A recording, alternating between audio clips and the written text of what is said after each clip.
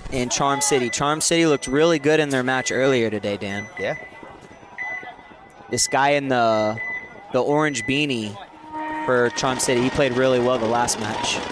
With the khakis.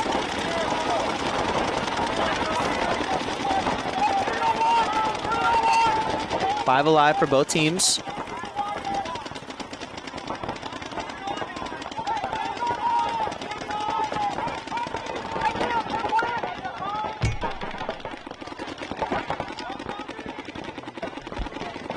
Both teams here just at their starting bunkers.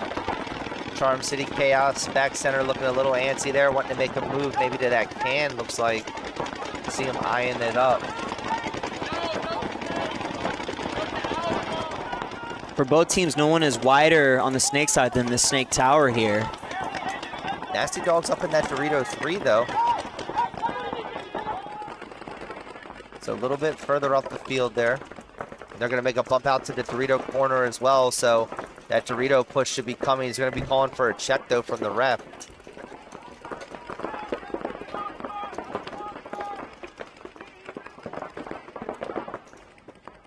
Still 5-on-5 game here. Ref's going to go ahead and call him clean.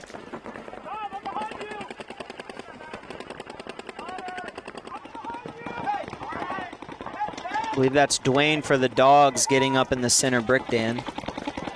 Yep, Charm City getting up in that Dorito 3 now, so need to be careful on that center brick. Oh, no, he's going to be able to eliminate him, though, so great move there by Nasty Dawgs. Being up in that center, being able to eliminate that Dorito 3. I believe it's a 5-on-3 right now in favor of the Dawgs. Nasty Dawgs looking very solid here after their last match in this one. Playing very smart.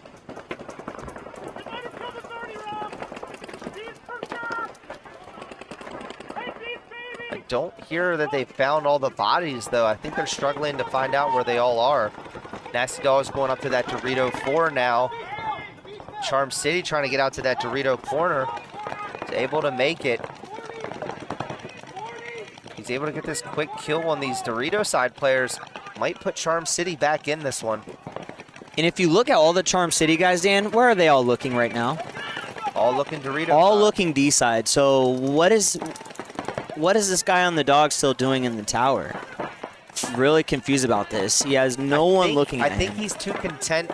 So the issue now is now that they have that center brick, if he's shooting the Dorito side, that tower needs to be moving snake side. And I think that communication barrier there between the Nasty Dawgs not relaying that information so that way he can fill out to that snake side now that that center brick is up there. Because they both were looking at this Dorito corner and trying to contain him. Two guns trying to contain this. Do the same job. Yeah.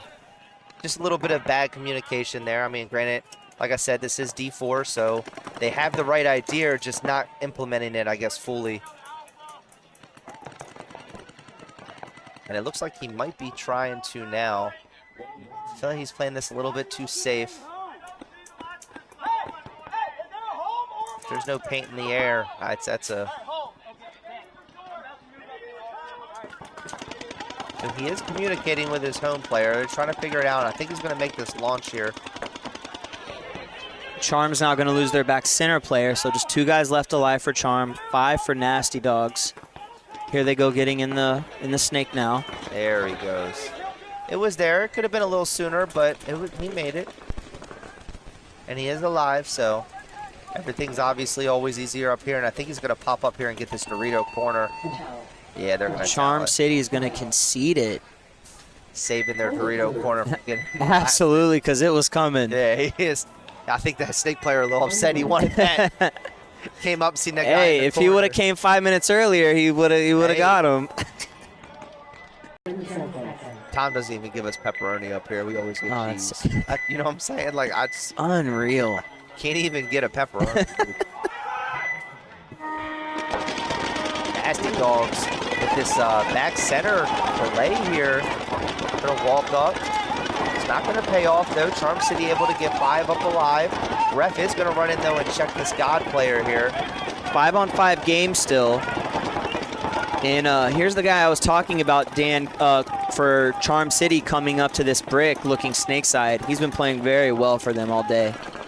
I like it. Look at him. He's just locked down. Hopefully he stays in this position now. His whole job is to stop that snake bump. Absolutely. That is literally why you're there. There's no reason to look inside. Everyone on your team is still alive. Yep. No, he knows exactly what he's doing. And look at number 314 here for for the Dawgs? Charm City. So Charm City Snake Temple player, Snake whatever you want to call it, he's literally in his bunker, cannot move. Not even shooting his gun. That brick right now is just locking that lane down. Absolutely. And there's nothing that can stop it. Nope. You have to match it, Dan. Yeah, the only way, and now look, now you can see him start to shoot back at the back center. So now even pucking the back center in there from that center brick. That center brick is so important on this layout. And unless you go and match it, it is very hard to contain it. And here he is, you see him wrapping on our screen, starting to shoot back at the home bunker now. You can see the paint coming in. So he is controlling two guys single-handedly with not having to worry about a single thing on his Dorito side. 5-on-4 in favor of Charm City. Dawgs doing a good job staying alive, though. Oh, and they do shoot a Charms Dorito player, so 4-on-4 now.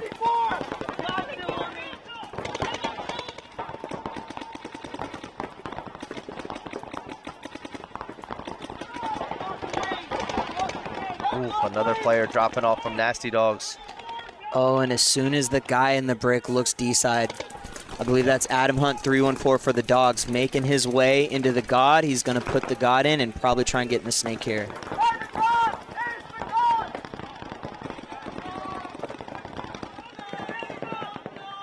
Charm City now getting into the snake.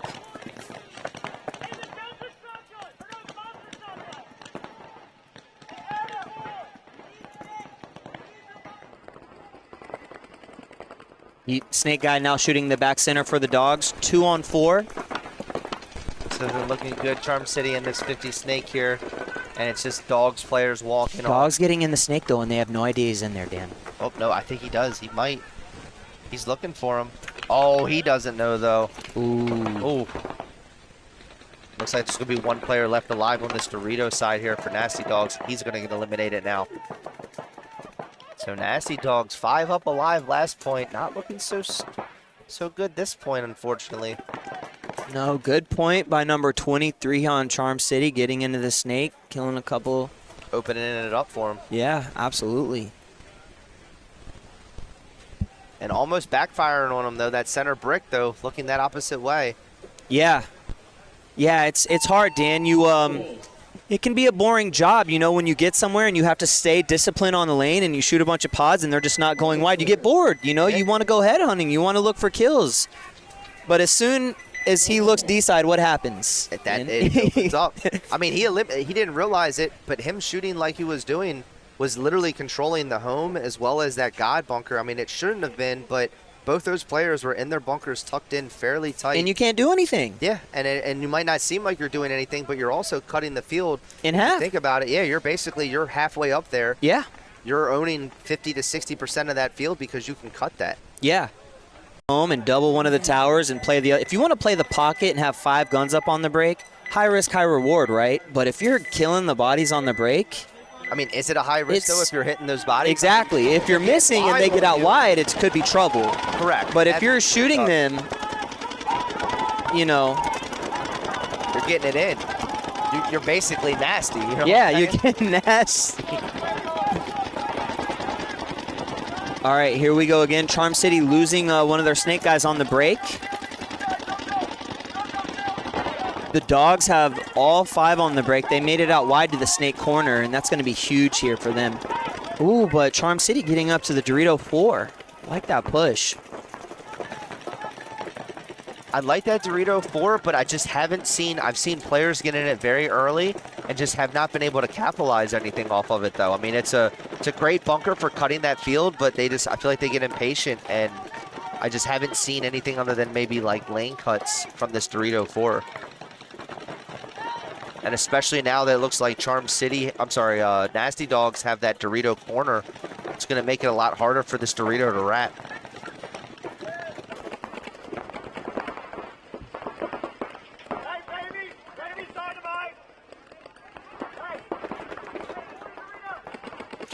5-on-4 in favor of the Dawgs. And Dan, there's only 1:30 left in this this match. This could be the point. This might be the last point that they play here, depending on how they play it. I mean, Nasty Dawgs here with what, 4 alive? No, 5. 5. 1, 2, 3, 4, 5. Charm City with 4, now 3. Ooh. So this is where Nasty Dawgs need to decide here. It's going to be a 3-on-5 with a minute left. Do you let this one ride out, or do you blow it and play another minute point, 5-on-5? And now it's going to be 2 And this down, is so where Charm City now needs you to blow concede it. immediately. 100% you blow it. You give yourself a minute left with 5 people alive. This is going to be a 5-on-2. 5-on-2, less than a minute left. And this is going to, I don't know. This is where, 5-on-1 in. I don't know, though. If you blow it, though, then you're losing. All right, they finally blew it. But in that process, Dan, they lost 20 seconds. That is important. You know? 20 seconds on. So, you know, that's a tough coaching decision, you know, but the more time, the better. The Trappers off the break, though. Do you? No, not Trappers. This was Nasty Dawgs and Charm City. You're right. I'm like sitting there. I'm like, wait a minute. I'm like, I don't want to go up no, against Trappers off the break. No.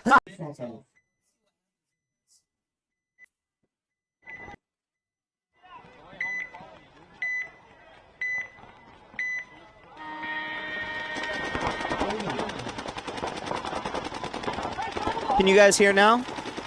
Still muted? Yes, no? Here we go for Charm City. Going up to the brick, like I said, but he decides to look D-side this time. Oh, but here he goes making a play like I talked about, man. He's up in their brick now. Looking D-side. Oh, and they push this snake brick too. We got 10 seconds left. And it's just going to be too little too late. The Dawgs are going to hold it down here. And, you know, they did a really good job staying alive this match. It wasn't pretty, but they got the job done. And at the end of the day, that's all that matters, guys, right?